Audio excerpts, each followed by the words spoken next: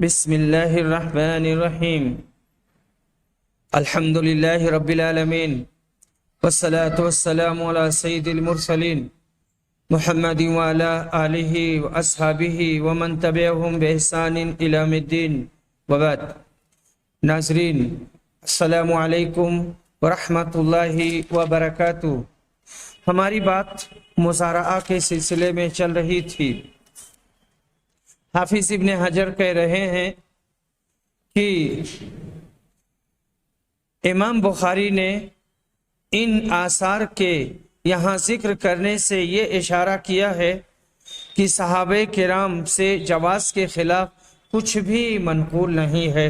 سارے صحابہ بٹائی کو جائز سمجھتے تھے، خاص طور سے مدینہ والے۔ حدیث نمبر 2328 عبداللہ بن عمر روایت کرتے ہیں کہ رسول صلی اللہ علیہ وسلم نے خیبر کے یہودیوں سے وہاں کی زمین میں پھل کھیتی اور جو بھی پیداوار ہو اس کے آدھے حصے پر معاملہ کیا تھا۔ آپ اس میں سے اپنی بیویوں کو 100 وسق دیتے تھے، جس میں 80 وسق کھجور ہوتی اور 20 وسق جو۔ پھر حضرت عمر نے اپنے عہد خلافت میں جب خیبر کی زمین تقسیم کی تو ازواج مطہرات کو آپ نے اس کا اختیار دیا کہ اگر وہ چاہیں تو انہیں بھی وہاں کا پانی اور قطع زمین دے دیا جائے یا وہی پہلی صورت باقی رکھی جائے۔ چنانچہ بعض نے زمین لینا پسند کیا اور بعض نے پیداوار سے وسق لینا پسند کیا۔ حضرت عائشہ نے زمین ہی لینا پسند کیا تھا۔ ترجمہ باب اس سے نکلتا ہے کہ نبی اکرم نے خیبر والوں سے نصف پیداوار پر معاملہ کیا۔ رسول کریم صلی اللہ علیہ وسلم نے ازواج مطہرات کے لیے فی نفر 100 وسق غلہ مقرر کیا تھا۔ یہی طریقہ عہد صدیقی میں رہا، مگر عہد فاروقی میں یہودیوں سے معاملہ ختم کر دیا گیا۔ اس لیے حضرت عمر فاروق نے ازواج مطہرات کو غلہ یا زمین ہر دو کا اختیار دے دیا تھا۔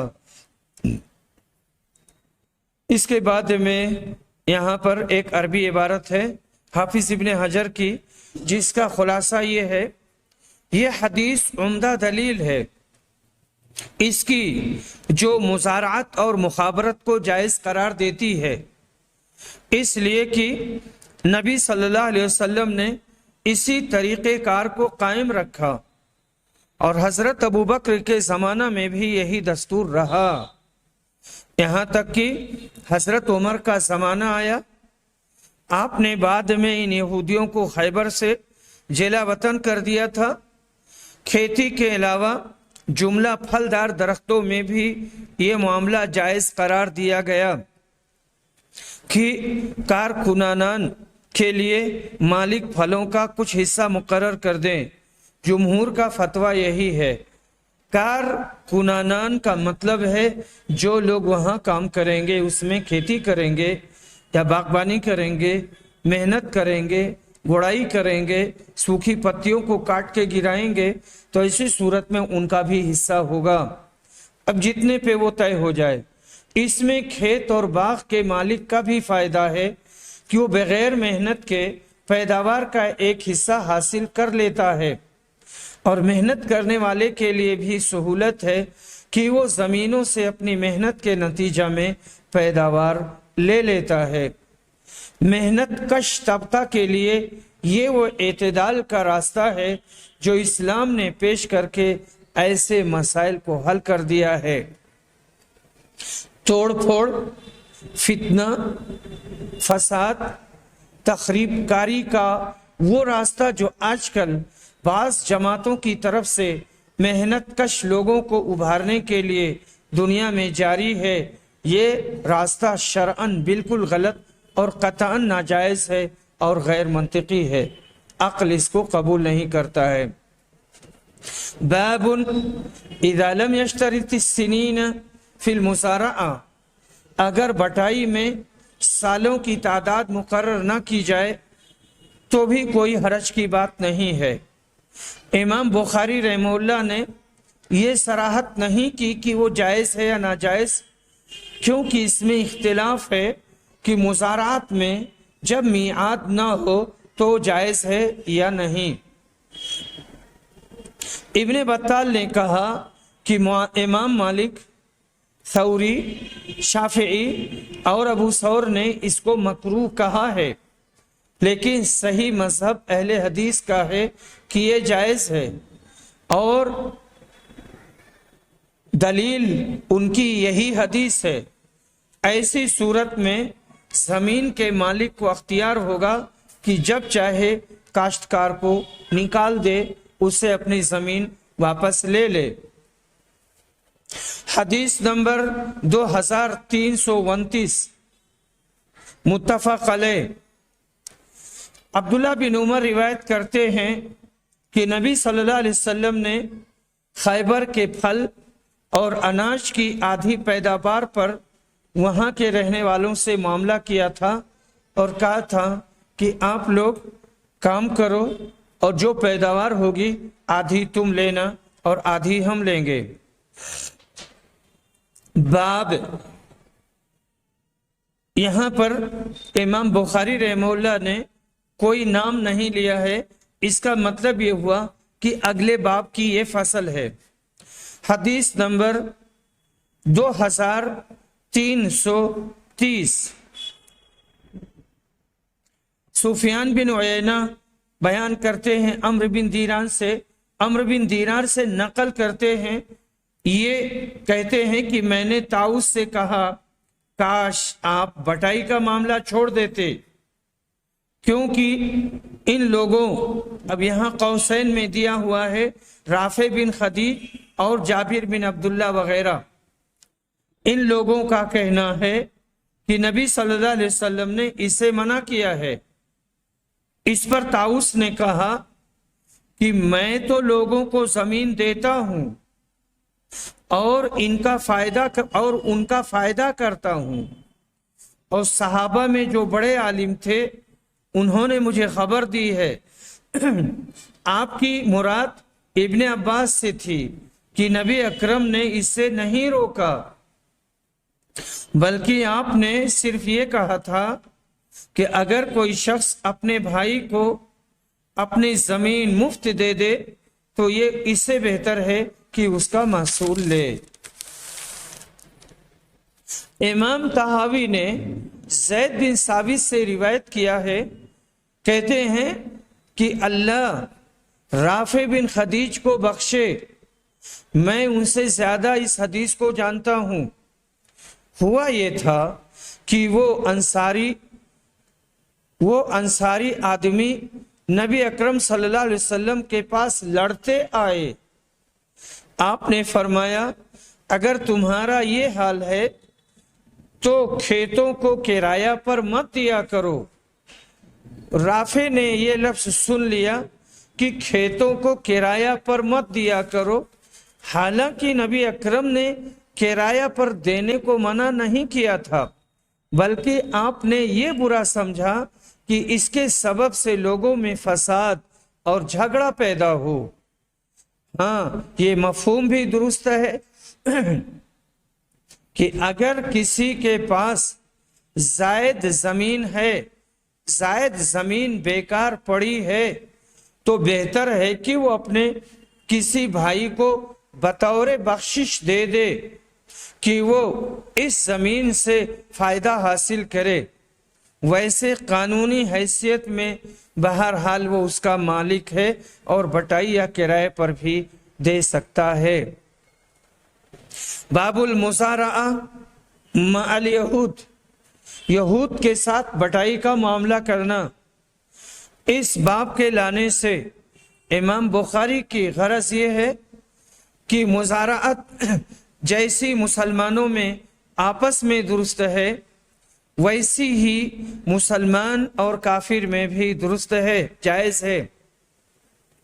اور چونکہ حدیث میں صرف یہود کا ذکر تھا، لہذا ترجمہ باب میں انہی کو بیان کیا، اور جب یہود کے ساتھ مزارات کرنا جائز ہوا تو ہر ایک غیر مسلم کے ساتھ جائز ہوگا۔ اس قسم کے دنیاوی، تمدنی، معاشرتی، اقتصادی معاملات میں اسلام نے مذہبی تنگ نظری سے کام نہیں لیا ہے، اور اسلام دنیا میں سب سے وسیع الظرف دین اور مذہب ہے، بلکہ ایسے جملہ امور میں صرف مفاد انسانی کو سامنے رکھ کر مسلم اور غیر مسلم ہر دو کا باہمی معاملہ جائز رکھا ہے۔ ہاں، عدل ہر جگہ ہر شخص کے لیے ضروری ہے۔ اللہ نے فرمایا ہے اعدلوا هو اقرب للتقوی، سورہ مائدہ آیت نمبر 8۔ اس کا مفہوم یہی ہے کہ عدل کرو، انصاف کرو، یہی تقوی سے زیادہ قریب ہے۔ عدل کا مطالبہ مسلم اور غیر مسلم سب سے یکساں ہے۔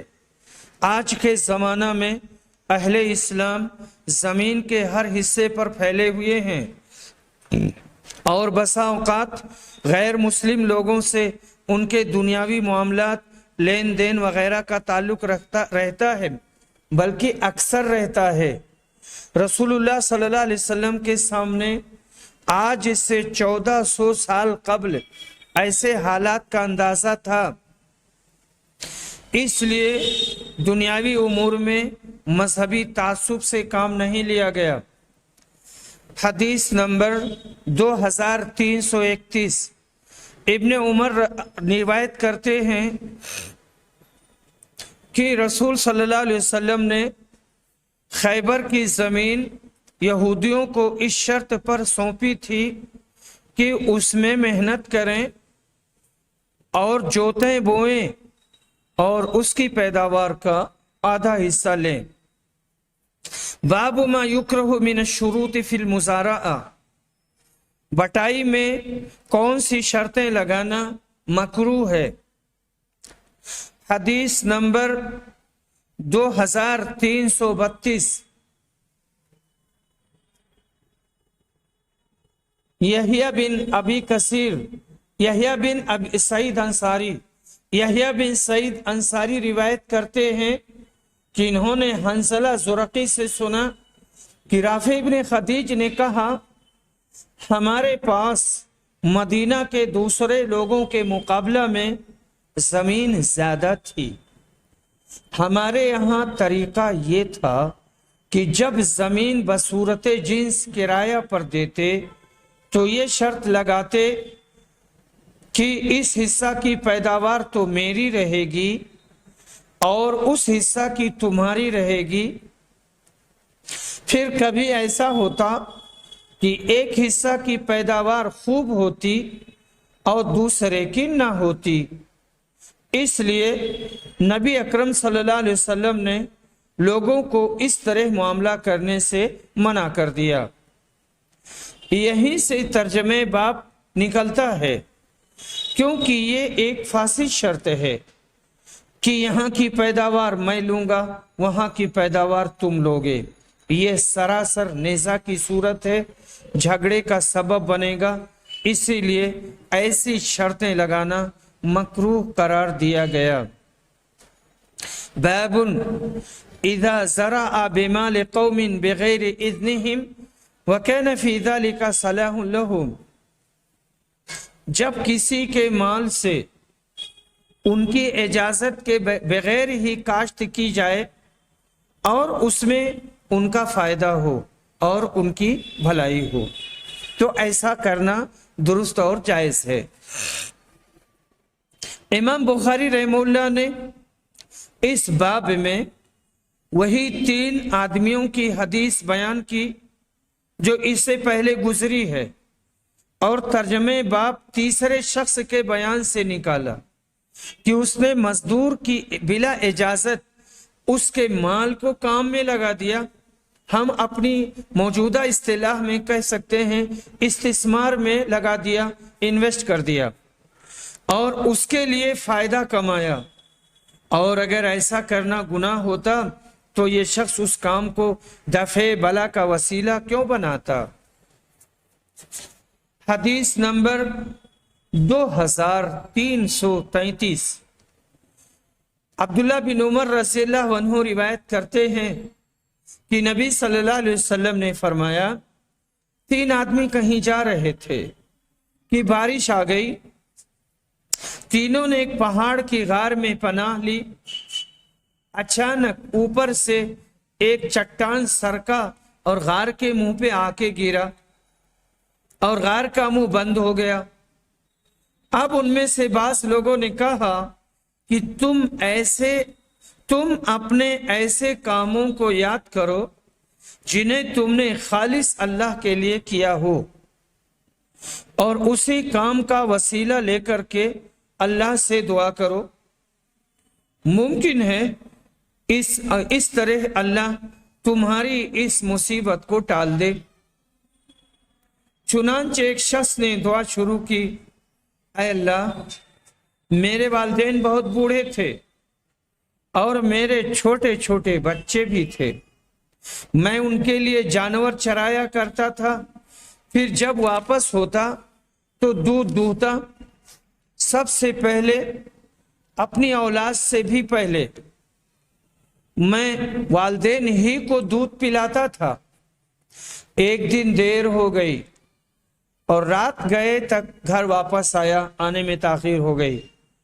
اس وقت میرے ماں باپ سو چکے تھے، میں نے معمول کے مطابق دودھ دوہا اور اس کا پیالہ لے کر میں ان کے سرہانے کھڑا رہا۔ میں نے پسند نہیں کیا کہ انہیں جگاؤں، لیکن اپنے بچوں کو بھی والدین سے پہلے پلانا مجھے پسند نہیں تھا۔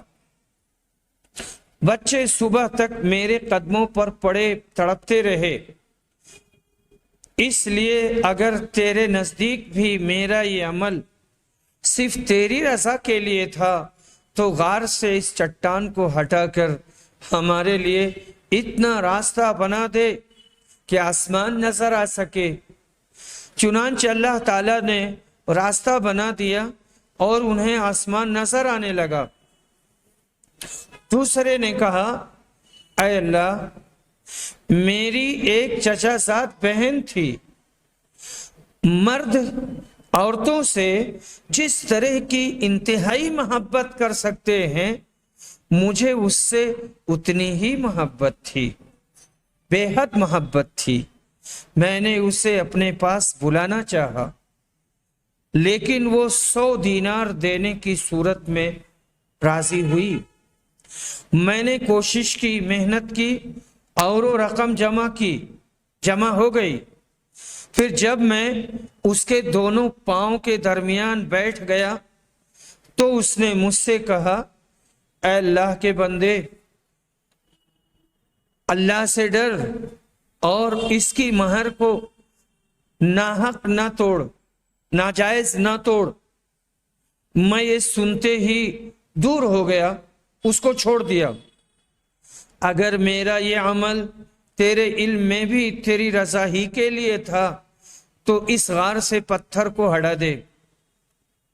پس غار کا منہ کچھ اور کھل گیا۔ اب تیسرا بولا کہ اے اللہ، میں نے ایک مزدور 3 فرق چاول کی مزدوری پر مقرر کیا تھا۔ جب اس نے اپنا کام پورا کر لیا تو مجھ سے کہا کہ اب میری مزدوری مجھے دے دے۔ میں نے پیش کر دی، لیکن اس وقت وہ انکار کر بیٹھا۔ پھر میں برابر اس کی اجرت پر کاشت کرتا رہا اور اس کے نتیجہ میں بڑھنے سے بیل اور چرواہے میرے پاس جمع ہو گئے۔ اب وہ شخص آیا اور کہنے لگا کہ اللہ سے ڈر۔ میں نے کہا کہ بیل اور اس کے چرواہے کے پاس جا اور اسے لے لے۔ اس نے کہا، اللہ سے ڈر اور مجھ سے مذاق نہ کر۔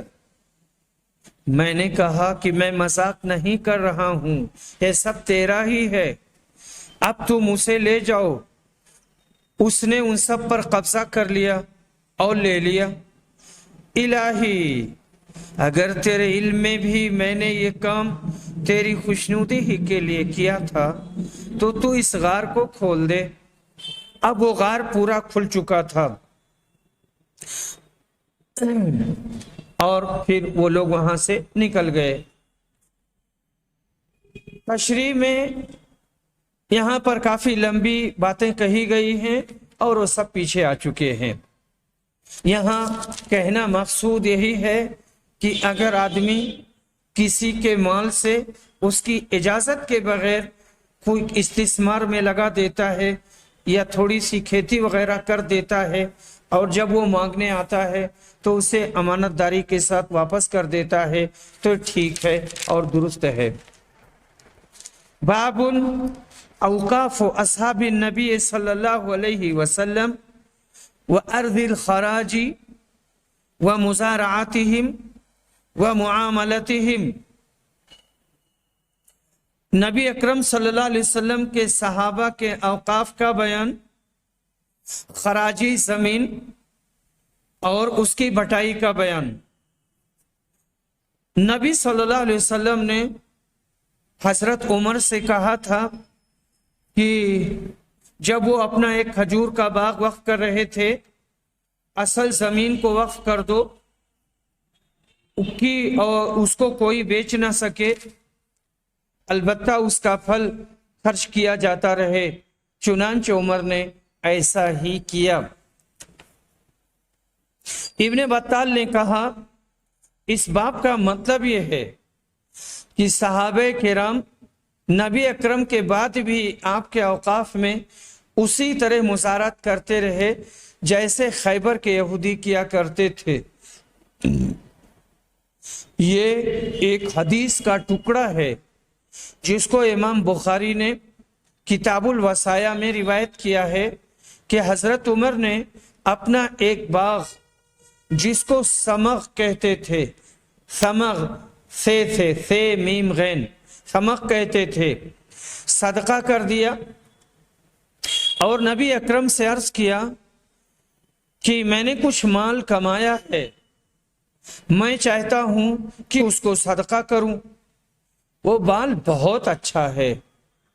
آپ نے کہا اس کی اصل صدقہ کر دے، نہ وہ بے ہو سکے یعنی وہ بیچا نہ جائے، نہ ہبہ کیا جائے، نہ اس کا کوئی وارث ہو، بلکہ اس کا میوہ اور اس کا پھل وہ خیرات ہوا کرے اور اسے فقراء مساکین میں تقسیم کر دیا جائے۔ پھر حضرت عمر نے اس کو اسی طرح اللہ کی راہ یعنی مجاہدین، مساکین اور غلاموں کے آزاد کرانے، مہمانوں، مسافروں اور رشتے ناتوں اور ناتے والوں کے لیے صدقہ کر دیا یعنی رشتے داروں کے لیے، اور یہ اجازت دی کہ جو اس کا متولی ہوگا، جو اس کی نگرانی کرے گا، وہ اس میں سے دستور کے موافق کھائے گا، اپنے دوستوں کو بھی کھلائے گا، لیکن اس میں سے دولت جمع نہیں کرے گا۔ باب میں اور حدیث باب میں بنجر زمین کی آباد کاری کا ذکر ہے۔ علامہ طحاوی کہتے ہیں بنجر وہ زمین جو کسی کی ملکیت نہ ہو، نہ شہر اور نہ بستی کے متعلق ہو۔ آج کے حالات کے تحت اس تعریف سے کوئی زمین ایسی بنجر نہیں رہتی جو اس باب یا حدیث کے ذیل میں آ سکے، کیونکہ آج زمین کا ایک ایک چپا، خواہ وہ بنجر در بنجر ہی کیوں نہ ہو، وہ حکومت کی ملکیت میں داخل ہے، یا کسی گاؤں بستی سے متعلق ہے تو اس کی ملکیت میں شامل ہے۔ اور ہندوستان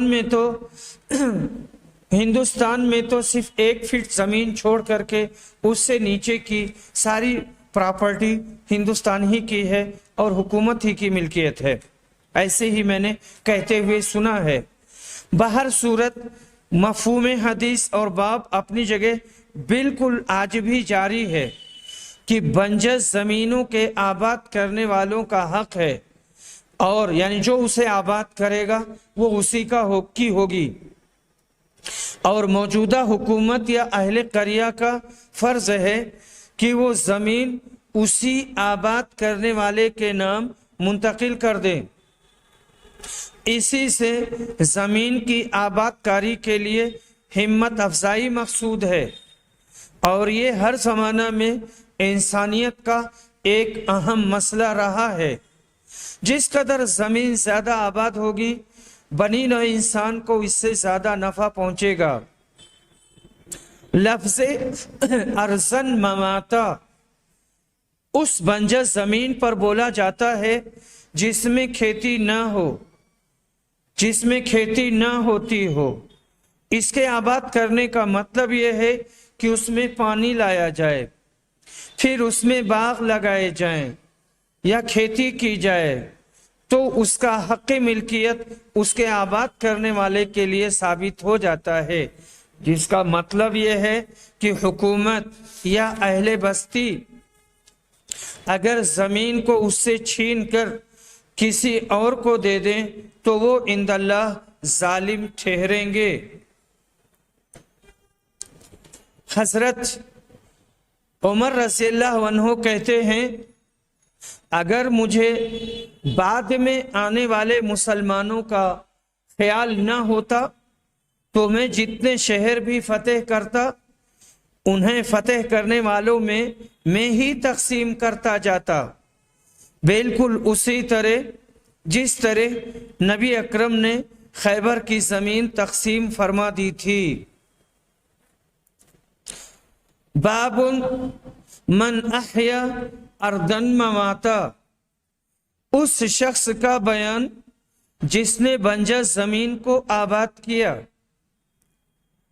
حضرت علی نے کوفہ میں ویران علاقوں کو آباد کرنے کے لیے یہی حکم دیا تھا، اور حضرت عمر نے فرمایا کہ جو کوئی بنجر زمین کو آباد کرے وہ اسی کی ہو جاتی ہے۔ اور عمرو بن عوف سے بھی یہی روایت مروی ہے۔ البتہ ابن عوف نے نبی صلی اللہ علیہ وسلم سے اپنی روایت میں یہ بھی کہا ہے، یہ زیادتی کی ہے کہ بشرطے کہ وہ غیر آباد زمین کسی مسلمان کی نہ ہو اور ظالم کے پسینے کا کوئی اعتبار نہیں اور اس کا کوئی حق نہیں ہے۔ اور اسی سلسلے میں جابر رضی اللہ عنہ کی بھی نبی اکرم سے ایک روایت مروی ہے۔ یہاں کہا ہے وَلَيْسَ لِإِرْقٍ ظَالِمٍ فِيهِ حَقٌّ، اس کا مفہوم یہ ہے کہ اگر ظالمانہ طریقے سے کوئی آدمی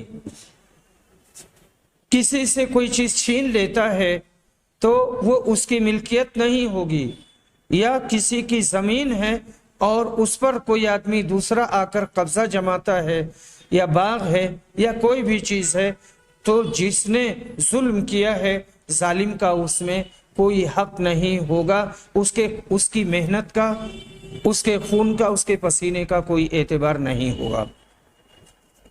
2000 حدیث نمبر 2335 حضرت عائشہ رضی اللہ عنہا روایت کرتی ہیں کہ نبی صلی اللہ علیہ وسلم نے فرمایا، جس نے کوئی ایسی زمین آباد کی جس پر کسی کا حق نہیں تھا تو اس زمین کا وہی حقدار ہے۔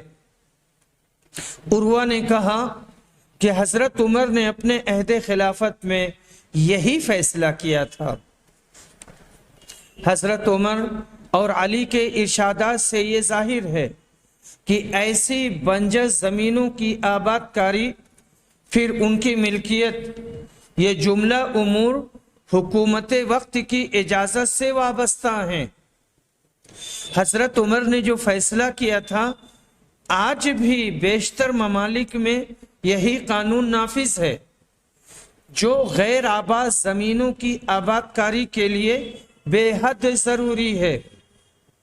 عروہ کے اثر کو امام مالک نے موطا میں روایت کیا، موصولاً اسے بیان کیا، اور اس کی دوسری روایت میں مذکور ہے جس کو ابو عبید قاسم بن سلام نے کتاب الاموال میں نکالا ہے، روایت کیا ہے کہ لوگ حضرت عمر کے زمانے میں زمینوں کو روکنے لگے، تب آپ نے یہ قانون نافذ کیا کہ جو کوئی غیر آباد زمین کو آباد کرے گا وہ اس کی ہو جائے گی۔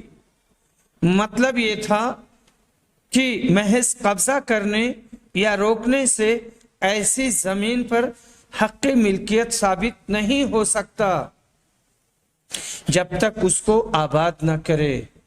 حافظ صاحب نے بحوالہ تحاوی نقل کیا ہے اور یہاں اس کا خلاصہ ہے، بصرہ کا باشندہ ابو عبداللہ نامی حضرت عمر کی خدمت میں حاضر ہوا اور بتلایا کہ بصرہ میں ایک زمین پڑی ہوئی ہے کہ جس سے کسی مسلمان کو کوئی ضرر نہیں ہے، نہ وہ خراجی ہے، اور اگر آپ اسے مجھے دے دیں تو میں اس میں زیتون وغیرہ کے پیڑ لگا لوں گا۔ آپ نے عامل بصرہ حضرت ابو موسیٰ اشعری کو لکھا کہ جا کر اس زمین کو دیکھو، اگر واقعہ یہی ہے تو اسے دے دو۔ معلوم ہوا کہ زائد زمینوں کو آباد کرنے کے لیے حکومت وقت کی اجازت ضروری ہے۔ بابن، اس باب میں کوئی ترجمہ مذکور نہیں ہے اور کسی مسئلے کو بیان نہیں کیا گیا ہے، گویا پہلے باب کی ایک فصل ہے اور اسی کے تابع ہے۔ اور مناسبت باب کی حدیث سے یہ ہے کہ نبی اکرم صلی اللہ علیہ وسلم ذوالحلیفہ کی زمین میں یہ حکم نہیں دیا کہ جو کوئی اس کو آباد کرے تو وہ اس کی ملک ہے یا اس کی ملکیت ہو جائے گی، کیونکہ ذوالحلیفہ لوگوں کے اترنے کی جگہ ہے۔ ثابت ہوا کہ غیر آباد زمین اگر پڑاؤ وغیرہ کے کام آتی ہو تو وہ کسی کی ملکیت نہیں بن سکتی، وہاں ہر شخص اتر سکتا ہے۔ وادی عقیق کے لیے بھی یہی حکم لگایا۔ حدیث ذیل میں اسی کو بیان کیا گیا ہے اور یہی مقصد ہے۔ حدیث نمبر 2336، عبداللہ بن عمر روایت کرتے ہیں کہ نبی صلی اللہ علیہ وسلم مکہ کے لیے جاتے ہوئے جب ذوالحلیفہ میں نالہ کے نشیب میں رات کے آخری حصہ میں پڑاؤ ڈالا تو آپ سے خواب میں کہا گیا کہ آپ اس وقت ایک مبارک وادی میں ہیں۔ موسیٰ بن عقبہ جو اس حدیث کے راوی ہیں وہ بیان کرتے ہیں کہ سالم، اور یہ سالم عبداللہ بن عمر کے بیٹے ہیں، سالم نے بھی ہمارے ساتھ وہیں اونٹ بٹھایا جہاں عبداللہ بن عمر بٹھایا کرتے تھے تاکہ اس جگہ قیام کر سکیں جہاں نبی اکرم صلی اللہ علیہ وسلم نے قیام فرمایا تھا۔ یہ جگہ وادی عقیق کی مسجد سے نالہ کی نشیب میں ہے، وادی عقیق اور راستے کے درمیان میں۔ اس کے بعد میں دوسری حدیث ہے 2337۔ ابن عباس روایت کرتے ہیں کہ عمر رضی اللہ عنہ سے اور عمر نبی صلی اللہ علیہ وسلم سے کہ آپ نے فرمایا، رات میرے پاس میرے رب کی طرف سے ایک فرشتہ آیا، اس وقت وادی عقیق میں رسول اکرم صلی اللہ علیہ وسلم قیام کیے ہوئے تھے۔ اس نے یہ پیغام پہنچایا کہ اس مبارک وادی میں نماز پڑھو اور کہا، کہہ دو عمرہ حج میں شریک ہو گیا، عمرہ حج میں داخل ہو گیا۔ امام بخاری رحمہ اللہ اس مسئلہ کو مزید واضح کرنا چاہتے ہیں کہ بنجر اور غیر آباد زمین پر جو کسی کی بھی ملکیت نہ ہو، ہل چلانے والا اس کا مالک بن جاتا ہے، کیونکہ نبی اکرم نے وادی عقیق میں قیام فرمایا جو کسی کی ملکیت نہیں تھی، اس لیے یہ وادی رسول اکرم کے قیام کرنے کی جگہ بن گئی۔ بالکل اسی طرح غیر آباد اور نہ ملکیت، بالکل اسی طرح غیر آباد اور نہ ملکیت زمین کا آباد کرنے والا اس کا مالک بن جاتا ہے۔ غیر آباد کا مطلب جو آباد نہیں، نہ ملکیت کا مطلب جو کسی کی ملکیت میں نہیں ہے۔ آج کل چونکہ زمین کا چپا چپا ہر ملک کی حکومت کی ملکیت مانا گیا ہے، اس لیے ایسی زمین کے لیے حکومت کی اجازت ضروری ہے۔ وآخر دعوانا ان الحمد للہ رب العالمین۔